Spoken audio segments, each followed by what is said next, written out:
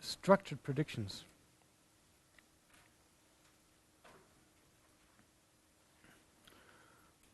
Or more particularly, the StructSVM.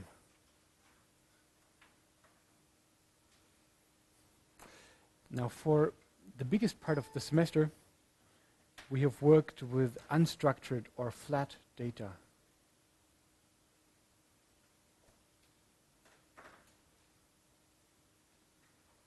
Such as categories or numbers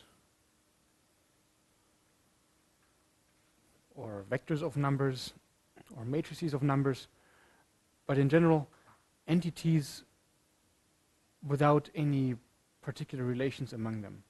So this is the kind of problems where if you permute all the numbers, you still get out an equivalent problem and an equivalent solution. In contrast to that, there is also structured data. And in many ways, this is the real data in our world. Examples would be strings, or entire sentences, or trees, or graphs, also images. So in an image, it does matter if you permute all pixels.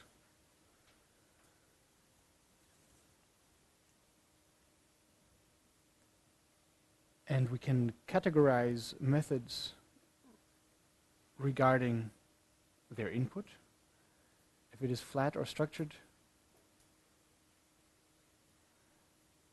and regarding their output, if it is flat or structured.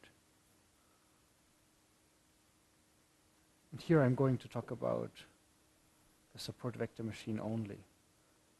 So here, if both input and output are flat, we could, for example, work with a normal SVM and, let's say, the RBF kernel.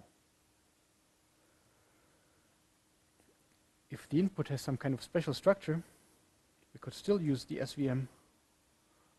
But for instance, when we look at time series, we could work with the Fisher kernel that we talked about in some detail. Or if we have images as structured input, we could use the pyramid matching kernel that we did not really talk about.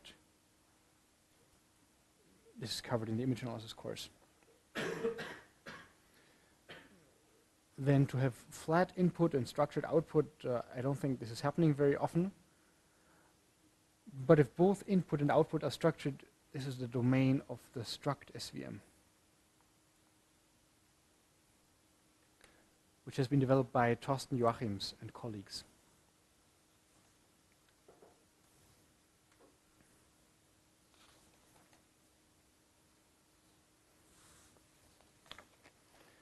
So examples that fall in this domain would be, for instance, the image labeling problem, where the task is to simultaneously segment and classify all the pixels in an image. Okay, now that was very high level. What would be the naive approach to structured learning? There is not really any viable naive approach. So let me add that this is doomed. A naive approach would be to define each possible output as a class of its own.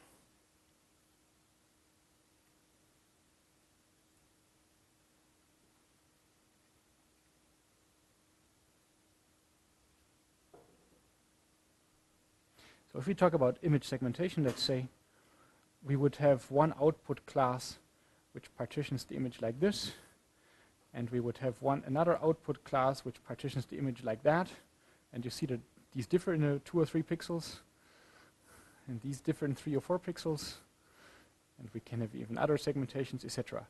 So there is a not infinite but very large number of possible segmentations of an image, and if we wanted to let each of these become a separate class, it would be hopeless. So we would have way too little training examples and way too many classes. Now, one possible approach is to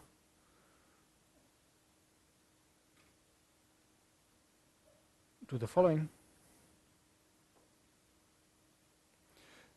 To first cast everything into a space of fixed dimensionality. So we cast all combinations of possible inputs x and possible outputs y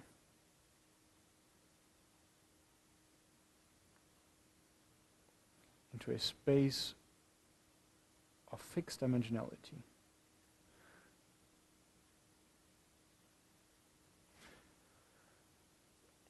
I'm stressing the fixed dimensionality here because, let's say, if I'm not predicting segmentations, but if I'm predicting trees, I don't need a frame. Let's say this would be one tree that I predict. Tree predictions are important, for example, in parsing sentences and so on. You see, I could have short trees, or I could have trees with very many leaves. And so these trees are of different size. And one important role of this mapping psi is to make sure that even these trees of different size, they all end up in a space of fixed dimensionality. And this psi is also called a feature function or a compatibility function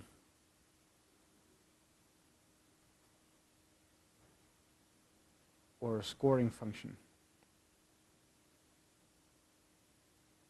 Sorry, there's some confusion with the terminology, but I want to reserve score for something else. So as the name implies, there should be some measure of the compatibility between x and y.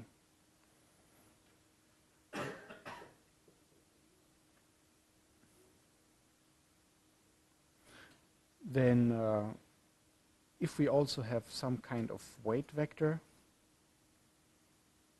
you remember we always use W to parameterize the hyperplane in our support vector machine, so this would be the normal vector.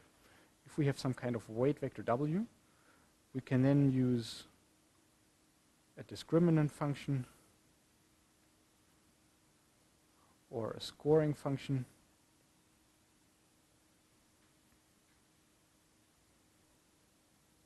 which is simply the inner product between my weight vector and this mapping that I obtained.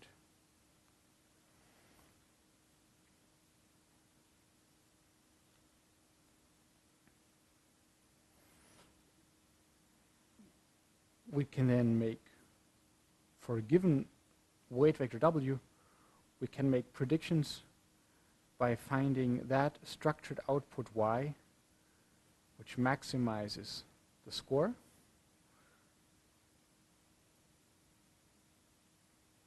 And we can train or find the optimum W in a variety of ways.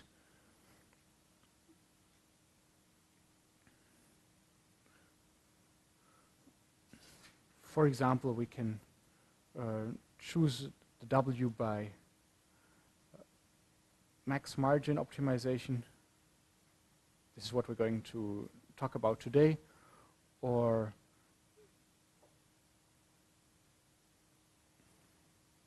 by maximizing the conditional likelihood.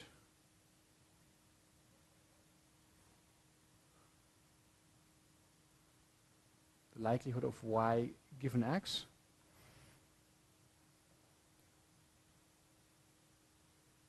The first approach is the StructSVM, which we're talking about today. The second approach is called conditional random fields.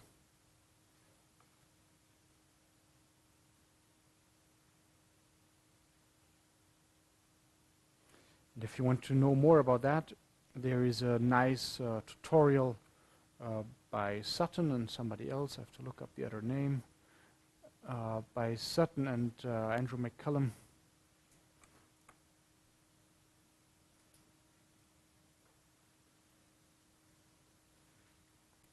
From 2010, it's called Introduction to Conditional Random Fields.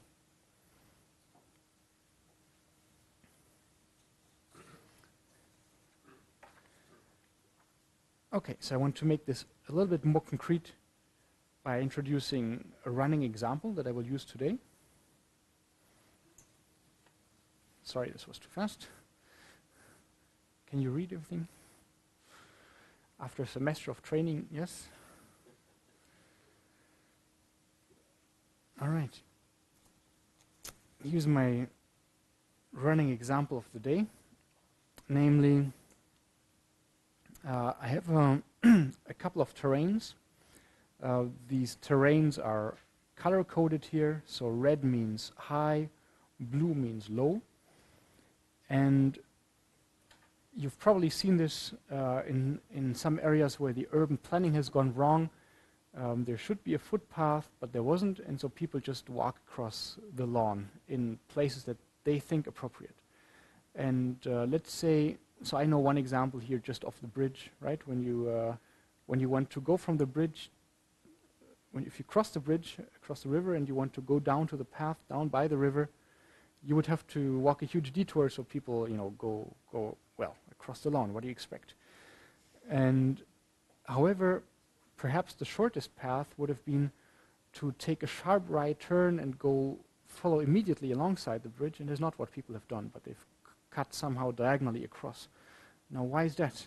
So let's say here we want to learn the human utility function. So where would people want to walk?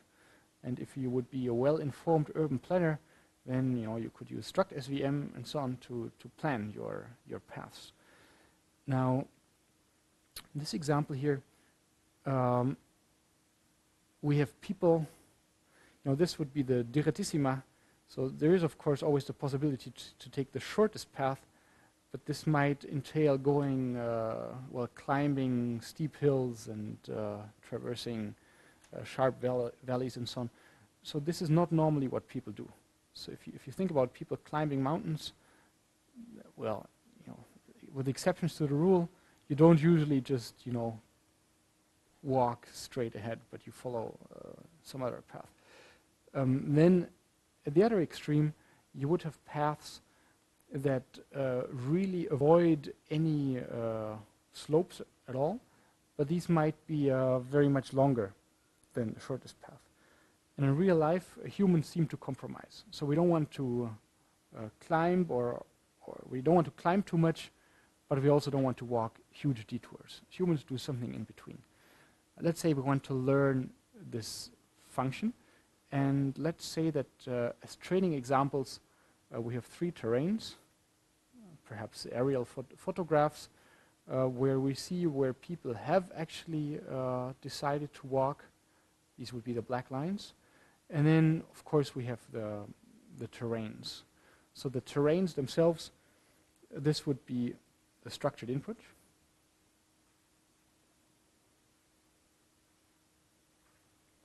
And the path that people have chosen would be the structured output. Now, it is structured because I cannot simply let a classifier run across my terrain and say this is a good spot and that is not a good spot, because a path, well, the definition of a path is it takes you from somewhere to somewhere, so it has to be connected and so on. Okay, so this is why it's structured. This is why the predictions cannot be independent.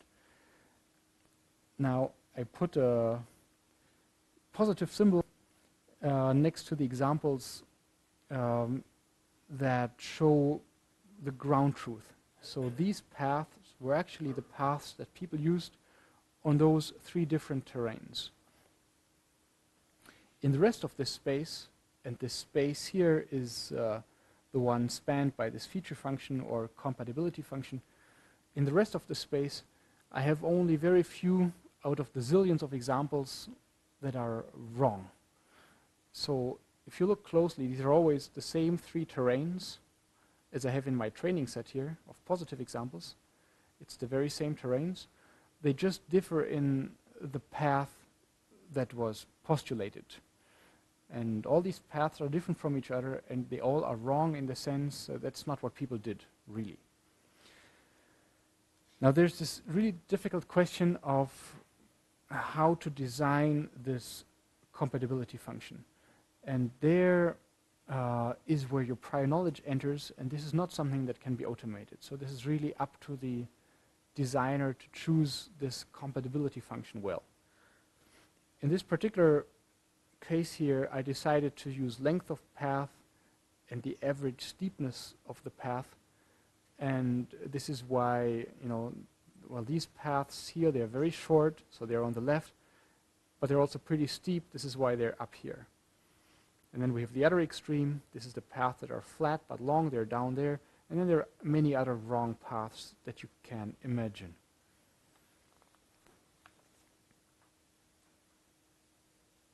Okay, so I will show in a moment how to effect the max margin learning. But before we do that, let's briefly look at each of these ingredients in turn.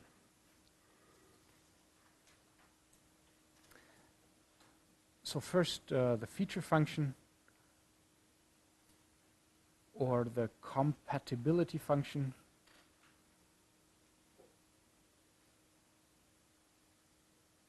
Psi of xy. Again, x is my structured input, and y is my structured output. So this feature function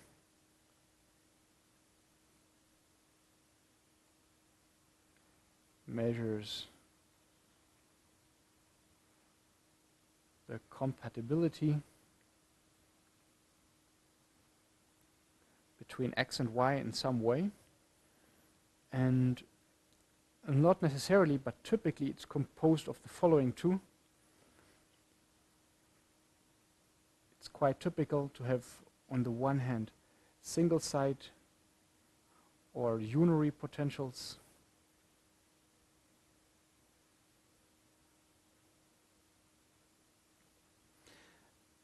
that tell me something about how compatible a part of a label, a local label, is with local observations.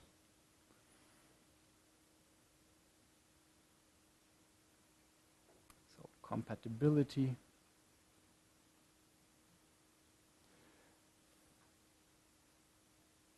between local fragments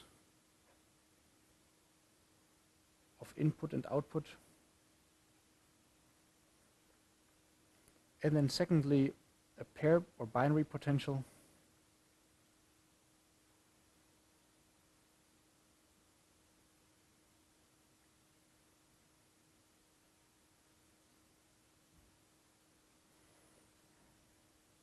that tells me something about the compatibility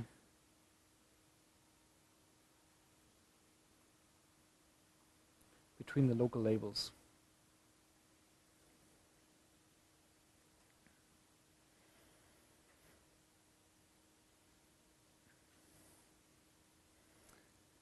Then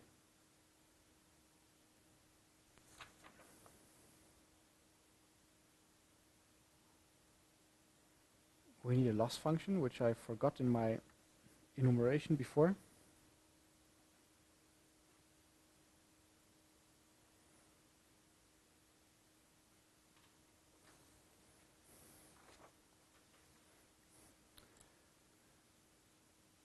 Which tells me how bad it is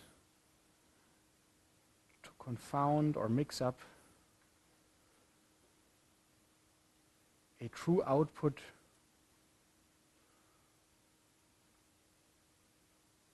with a wrong prediction.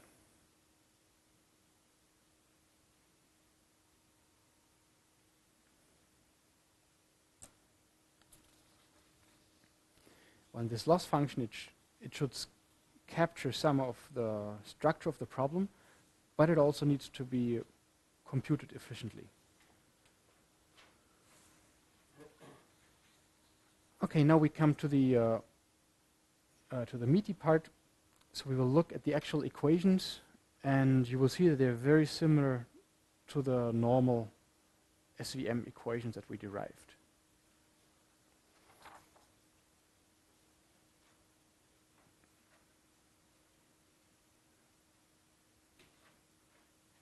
So this is the structured output support vector machine, or more specifically,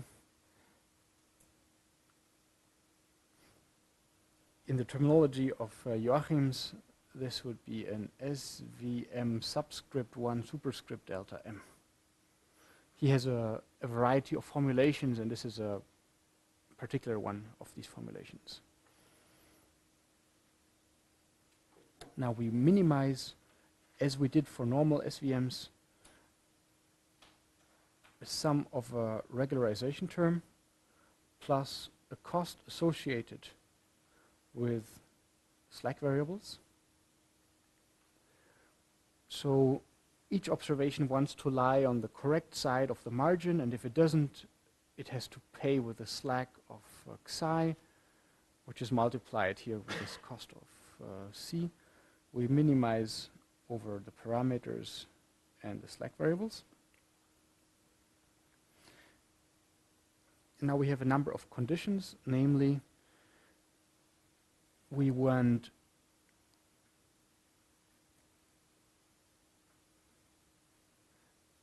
the score of xi yi, where yi is the true output for sample I,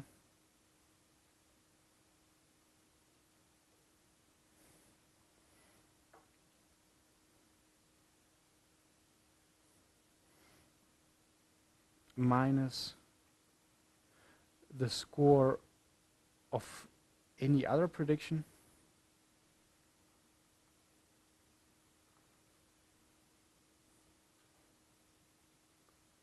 so this is any output other than the true one.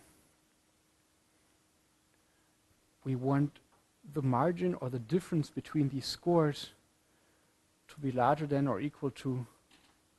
Now for the normal SVM we just had a 1, we had a constant margin, but here in this particular formulation we use the loss, and then again we have this slack variable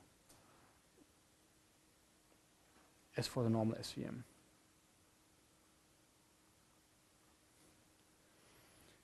Okay, and these conditions should hold for the following. Namely, for all samples I in the training set and for all possible structured outputs y. So the script y here is the set of all possible outputs that you can conceive. This is a possible output other than the true one.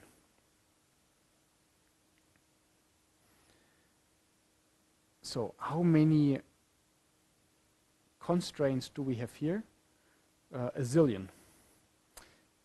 So if you again think of this problem that I just showed with the question, how would humans walk here? We say that we want the score of these solutions here to be better than those of all possible other solutions. So we want to learn a vector W in this linearly separable example here. We want to learn a vector W which is pointing in this direction here. If it does point in this direction, so if I find a hyperplane, and this would be my normal vector W, then it is true that the score, or here W, the inner product of W and my feature, is going to be larger than the score of any other function by this much. So again, for the normal SVM, we just had on the right-hand side greater than or equal to 1. This was the size of our margin. And this time we want our margin to be larger for very bad predictions. So this is why it's called margin rescaling.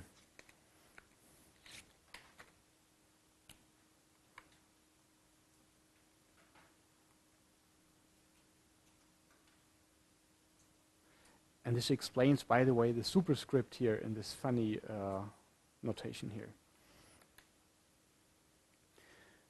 Okay, I started with the question, how many constraints do we have in this optimization problem? And I said a zillion. So let's say we have terrain here, you know, with hills and valleys.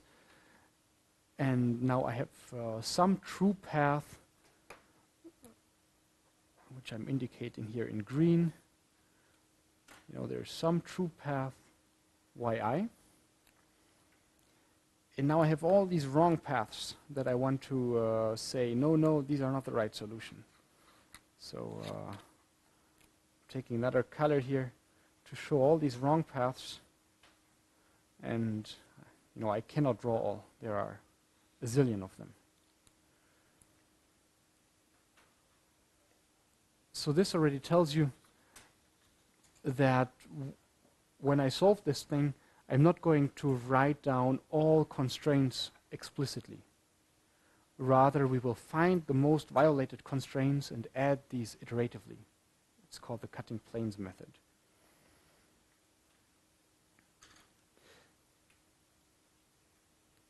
Yeah.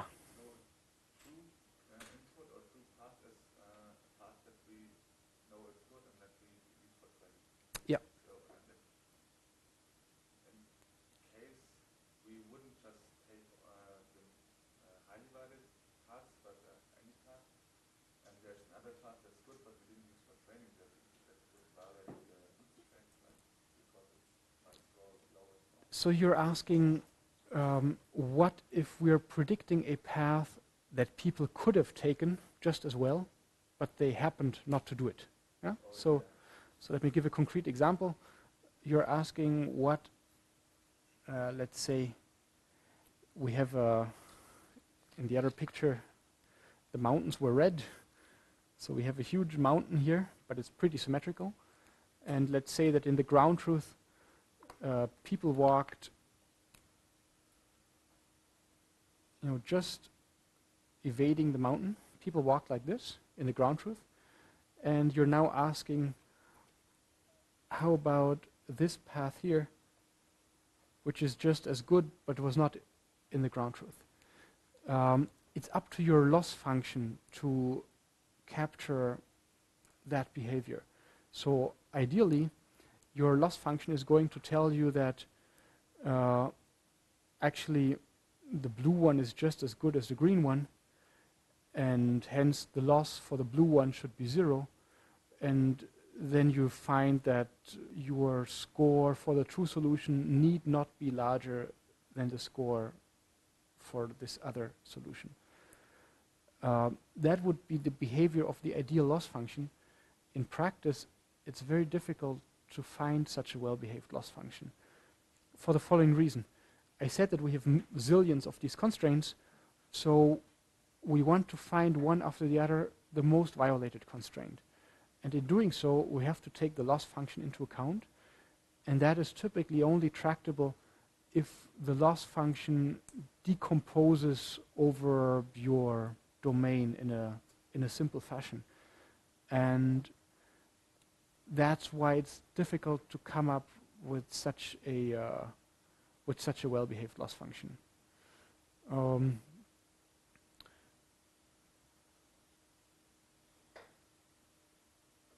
Yeah, and this is one of the limitations of the approach. You will see that there is a second kind of tolerance or slack variable that we're using, which allows for some kind of noise in that sense, but it is a problem.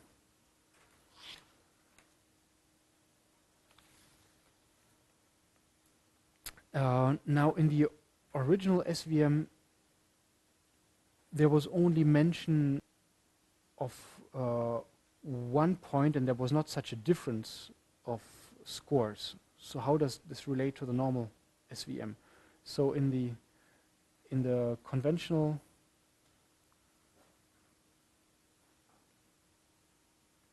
binary SVM for unstructured data, we had a constraint that yi xi transpose w should be greater than or equal to 1 up to some slack xi. So this looks different from the thing up there. And you can reconcile the two by multiplying this with 2. So I can say yi xi transpose w plus yi xi transpose w should be larger than 2 minus 2 xi I. I'm just using a notational trick now.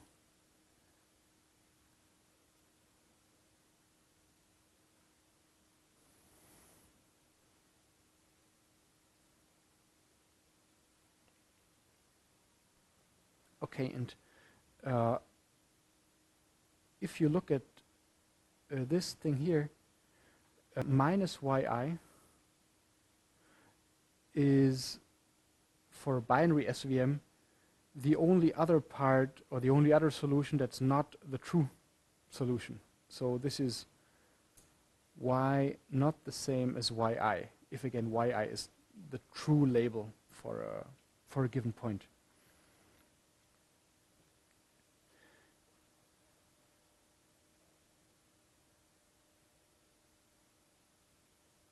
So this is why, after all, and what I've written now here, that is of course very close to the formulation up there. So I'm this time looking not directly at the margin in feature space, but I'm looking at the margin among the scores.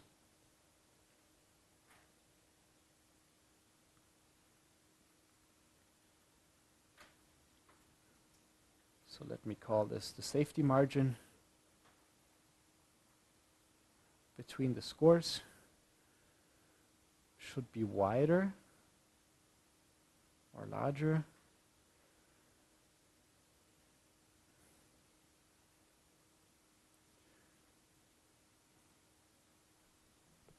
between poor solutions y and the true solution yi, where poor is according to the loss function. So as measured by the loss function.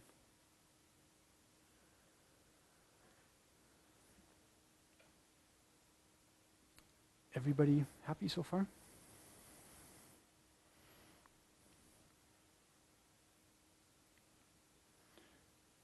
Okay. You're done?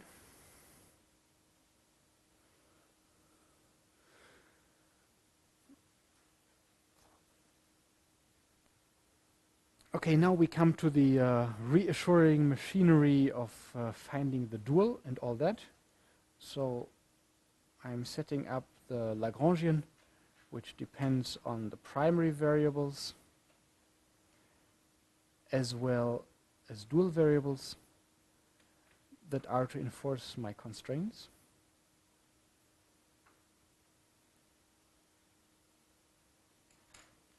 So this was my original objective, and this time I'm adding the constraints to the objective function.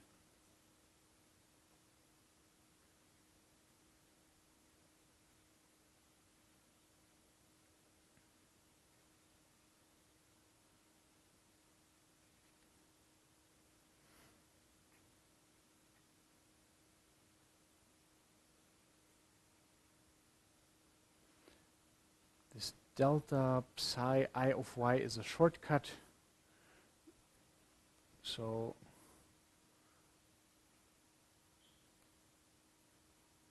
that's defined as psi of xi yi minus psi of xi and y.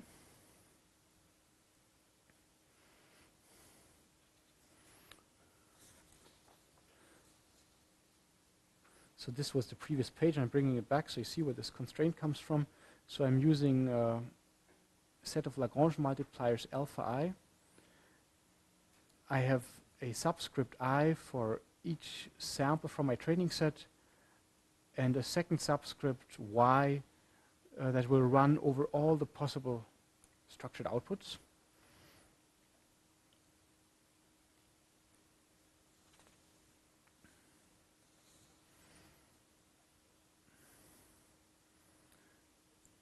So this entire thing here is the term that I've just written. So this is W transpose times delta psi I of y. And I want this minus the loss function plus the slack variable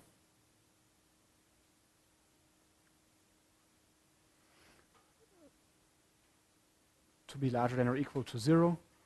And because I have a greater than or equal to 0 here, and because all this formalism of Lagrange duals and so on holds only for inequality constraints that are formulated the other way around, so that my inequality constraint has to be less than or equal to 0, that's why we get the minus here. Okay, and then I have a second constraint here for minus this one here, yi psi I to make sure that psi I is non-negative. So this was the Lagrangian, and we can now go on to differentiate it with respect to, at first, the primal variables.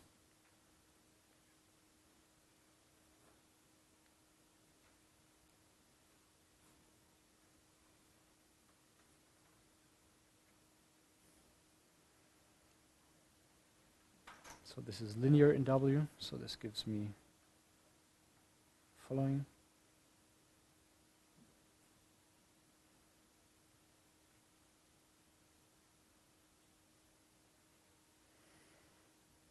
And I'm looking for a minimum with respect to the primal variables. So I say this should be 0.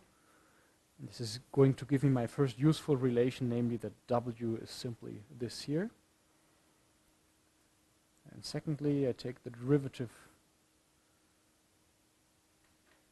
with respect to psi I. This gives me a C. And I have another one here.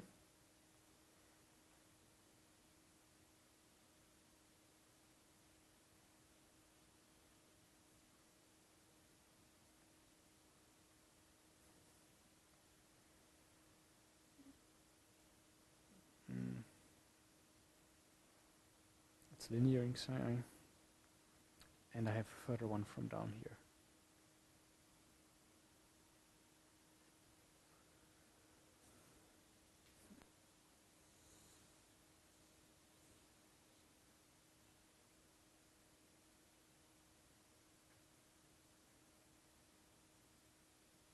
And inserting the relations just found, I can build the Wolfe dual. So the function which is already minimal with respect to the primal variables, and which I'm now going to maximize with respect to the duals. Question?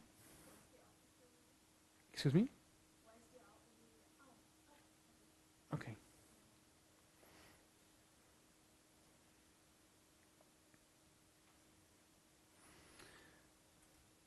Okay, now everything will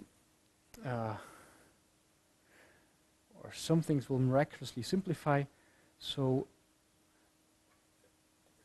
if you look at the first equation here, the sum over the alphas and the deltas is a W, and we have the sum over the alphas and the deltas here, so this is giving me a W.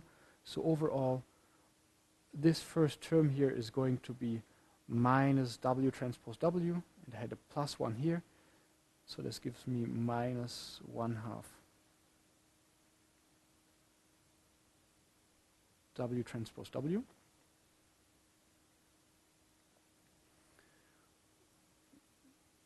I'm going on to copy down the others.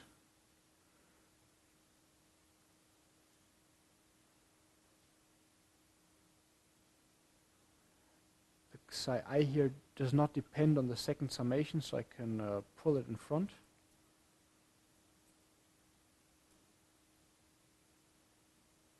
No. Sorry, I'm continuing with this term here. I have the sum over I psi I, but I'm now using the second equation here to rewrite the C. So this C can be rewritten as that. So I'm having here the sum over y not the same as yi.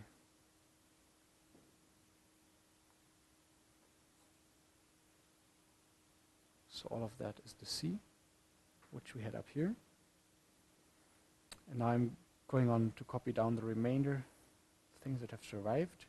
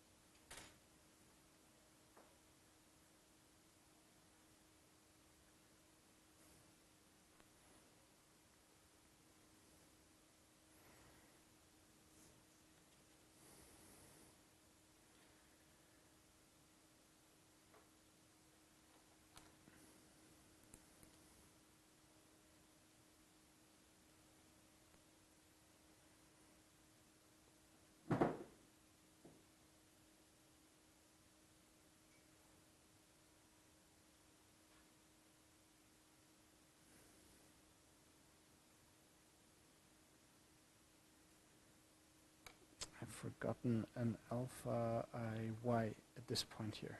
Sorry.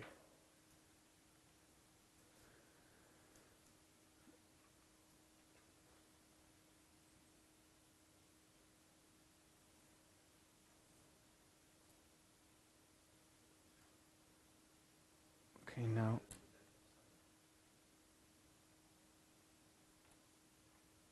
this is there. So I had minus delta plus psi, and I've now just turned around and write psi minus delta.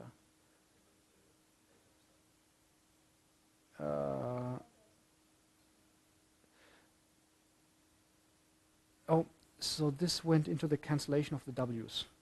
So that's what I said at the outset, that you see here, from this equation I find the w equals all of this, and all of this is what I find here above. So altogether, this entire first term here, this gives me w transpose w, and I have a minus, and here I had a plus 1/2, and so overall that gave me the minus 1/2 w transpose w. Okay, now we have the sum over the psi i's, alpha i's cancelling because I have a minus here, and I have a sum over psi i's, mu i's cancelling with that. And then the only surviving terms are this one here and the loss.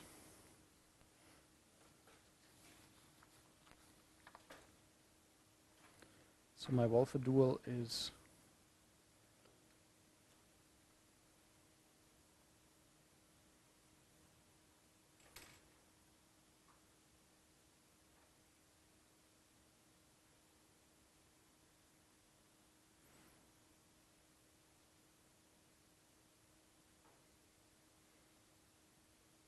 going to look terrible now. It is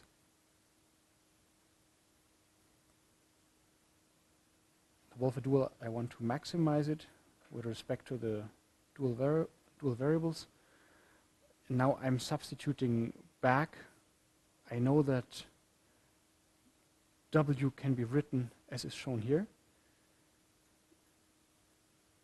So I have a summation over I and j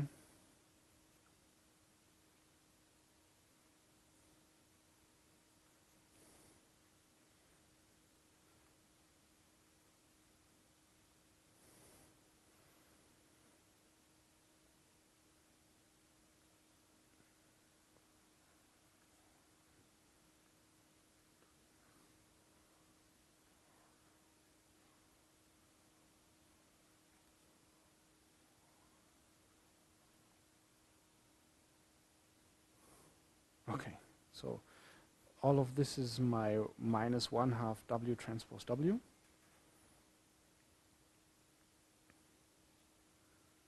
Plus the only survivor was the term involving the loss function down here.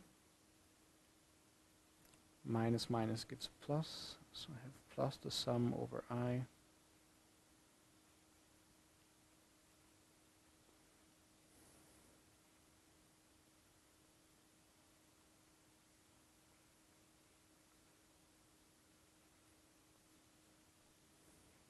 So I'm left with this maximization problem subject to a number of constraints.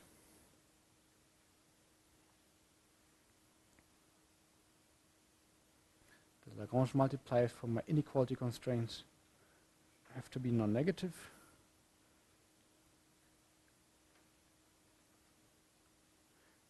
And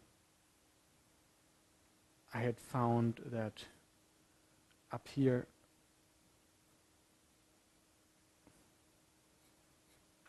so using the relation that C equals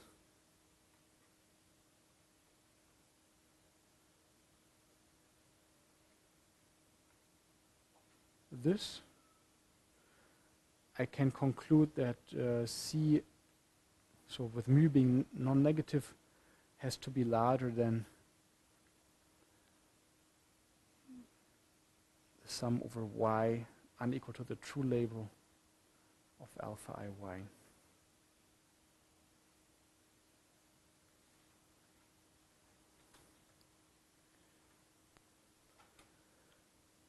And by writing my constraints in this fashion here, my second Lagrange multiplier disappears, or my second set of Lagrange multipliers, and I only need to maximize this entire expression with respect to alpha.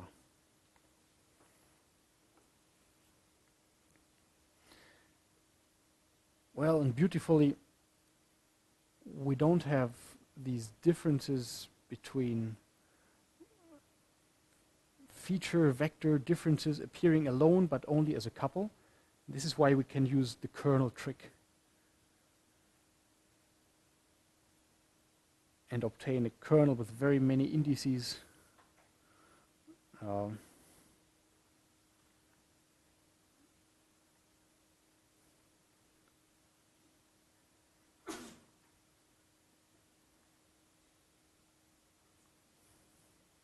Kernel trick, just as we had in the original SVM, which capitalized on the fact that these things never appear alone, but only as inner products. And this is why we can, if we like, rather than explicitly mapping them to a higher dimensional space, we can compute their inner product by using a kernel. This is a capital J, again following Joachim's, who did this first.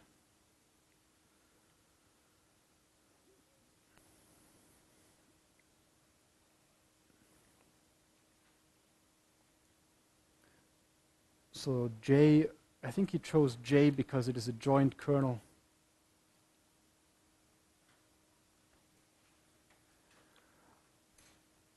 Over the input space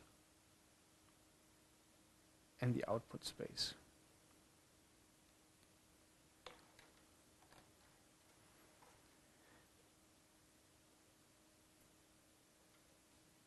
And just as a reminder, in the normal binary SVM, we had a constraint that our Lagrange multipliers in the soft margin SVM are upper bounded by some constant C. And here we have something similar, except we have a summation that goes into this condition here.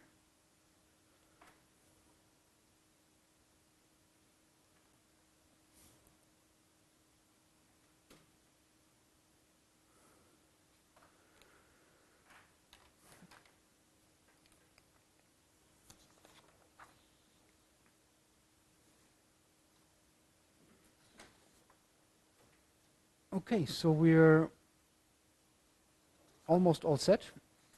We we now have something. If we want to find the optimum set of parameters W, we could do this in the primal domain, or we can do it in the dual domain by solving this quadratic programming problem and then recovering, if we like, the original parameter vector W through this equation. So we have found a way to learn, and now we still need to find a way to add the constraints iteratively, and I will show how to do that after the break, unless you have questions right now. Yes?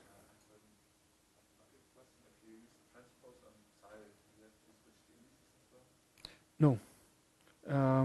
This is, if you remember the definition of it, that was, so delta psi I was a shortcut for this, for a difference between the, or there it was written, for difference between these, and the differences, or sorry, the indices really have a different meaning.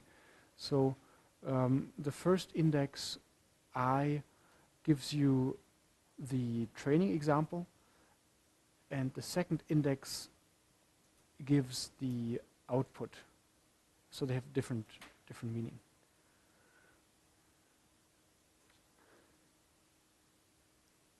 Okay.